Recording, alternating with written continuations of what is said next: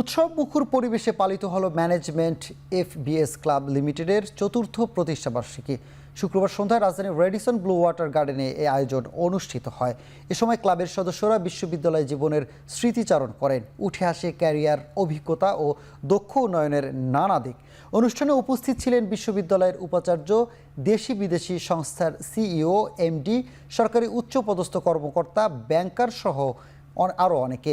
বিশ্ববিদ্যালয়ের উপাচার্য professor doctor Niaz Ahmed Khan বলেন, ম্যানেজমেন্ট এফবিএস ক্লাব নেতৃত্ব তৈরির এক সম্ভাবনাময় প্ল্যাটফর্ম, যা ভবিষ্যতের কর্পোরেট ও নীতি নির্ধারণী পর্যায়ে বড় ভূমিকা রাখবে।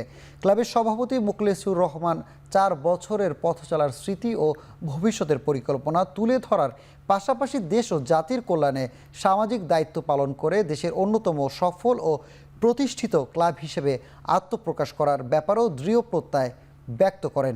2020 সালে ঢাকা বিশ্ববিদ্যালয়ের ম্যানেজমেন্ট বিভাগের সুবর্ণ জয়ন্তী অ্যালামনাই অ্যাসোসিয়েশনের হিসেবে ক্লাবটির যাত্রা শুরু হয়।